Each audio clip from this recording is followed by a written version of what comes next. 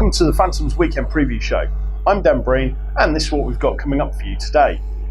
In a moment, we'll be having a look at some of the news from around the league, and after that, we'll be looking at the weekend preview, where the Peterborough Phantoms will be facing the Guildford Flames on Saturday and the Hull Pirates on Sunday.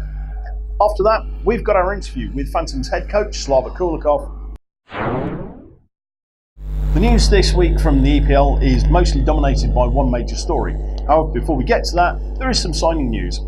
Milton Keynes Lightning have announced the signing of Antti Holli, the Finnish forward who spent most of his career in the Mestius League, which is the Finnish second tier. During that time, he has scored 68 goals for 128 points in 166 games in a league that is very high standard. He's started this year in the Slovakian first tier, 5 games, 1 goal, and has now moved to the Milton Keynes Lightning. Pete Russell is very pleased with the signing, having said in the press release that he's been trying to sign the player for a couple of years now. Influential Tigers forward Matty Davis has been out for a few weeks and is likely to miss a good few weeks more, as we believe he's been diagnosed with a fractured cheekbone. This may require surgery, which could see him out for up to a month and may leave him playing with a face cage after that. In the meantime though, get well soon, Matty. So the main story in the EPL this week has been the very well documented financial troubles with the Telford Tigers. Although various figures have been put out in the public for the level of their debt, nothing as yet has been confirmed. As we understand at this point, the Tigers will be playing their games this weekend. However, their status is in question, and we'll bring you any further update as we receive it. So the Peterborough Darrell Phantoms will travel to Surrey to face the Guildford Flames at the Spectrum. The Flames have had an absolutely horrid run of form recently, losing 6 of their last 8 games. The only 2 games they've actually won have been against 4th place Basingstoke Bison. Despite their run of form, they do have 3 players in the top 10 scorers. They are Matisse Kral, who has 11 goals and 36 points in 21 games played so far. He's followed very closely by Jens Eriksson, who has 12 goals but only 28 points. The top British scorer for the Guildford Flames at the moment is Ben Campbell, who has 11 goals for 26 points. So all in all, a very potent force for the Phantoms to be facing this weekend. On Sunday, the Peterborough Phantoms return to home action when they face the Hull Pirates. The Phantoms faced the Pirates twice this season, having won 1 and lost 1. The Hull Pirates have currently the top 2 scorers in the English Premier Ice Hockey League in the shape of Andre Themar, who's currently running with 27 goals for 44 points in just 18 games, and Stanislav Lasek, the former Bracknell B and Sheffield Steel Dogs player, who currently has 10 goals for 39 points in 20 games. Their top British scorer is former Elite League player Jason Hewitt, who's currently sat with 8 goals for 28 points in 20 games. So the game on Sunday will face off at 5:30pm here at Planet Ice Peterborough. You can buy your tickets from the box office, or you can get them online through the links at www.gophantoms.co.uk. Earlier on, we caught up with Peterborough Phantoms head coach Slava Koulikov for a quick chat. And we're joined now by GB Under-20s assistant coach, more importantly Phantoms head coach Slava Koulikov. Slava, thanks for joining us this evening. Thanks. Nice to be here. So we'll start with a little bit of background, some of the things that maybe people aren't quite so aware of. Obviously, with Alexander playing hockey professionally in this country from about 1990 onwards, when did you first become aware of hockey as a sport, such in its own right? I think it was very, very early on. Can't really say what age it was. I definitely remember doing my swimming lessons, being aware that my dad is a hockey player because we'd always go and watch the home games with my mum.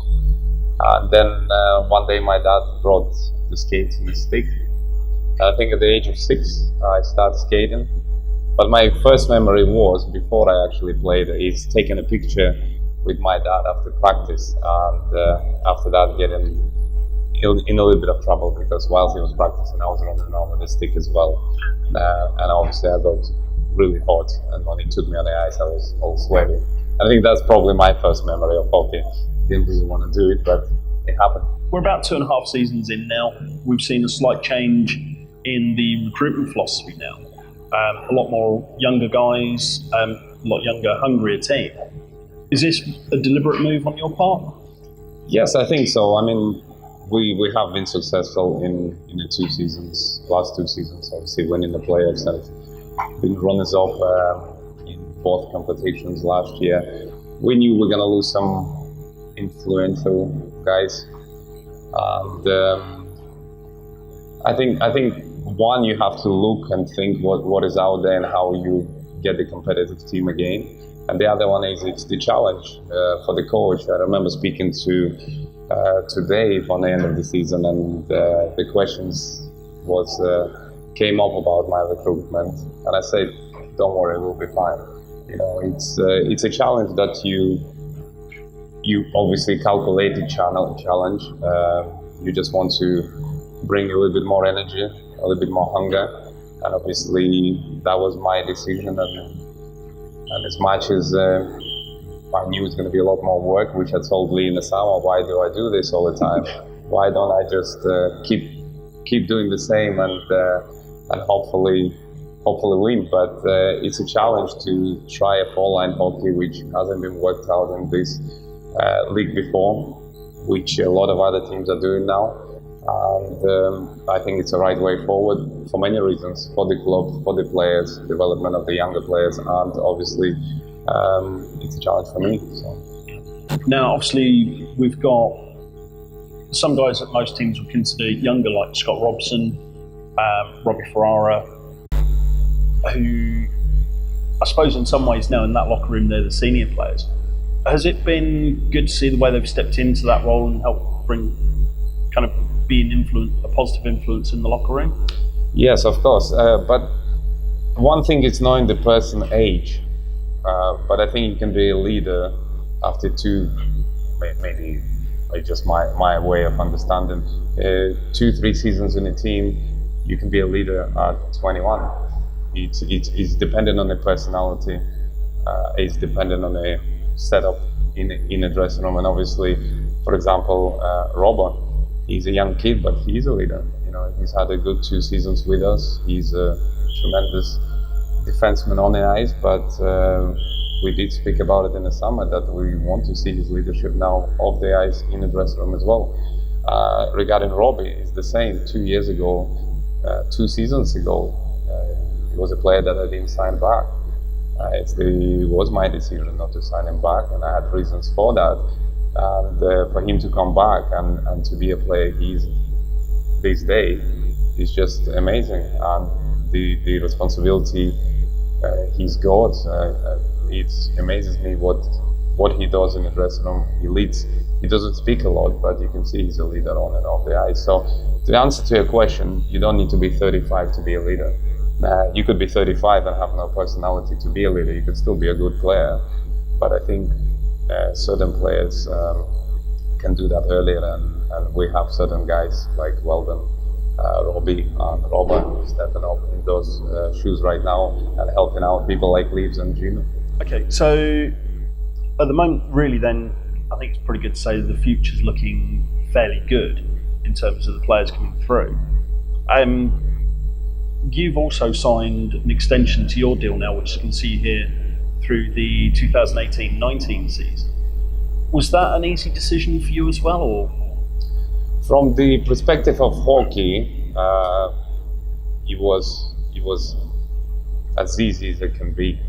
They've made it really clear what he wants to see out of next remaining 2 seasons out of my contract. And obviously, when we discussed the extension, he was very understandable, and I think he does support me as much as he can. I think my bigger concern was my family, because my family comes first. This is the most important thing after hockey, or before hockey, if you can say that. Yeah. And obviously, with my daughter's been turning 8 in the summer, and she's only in the primary school.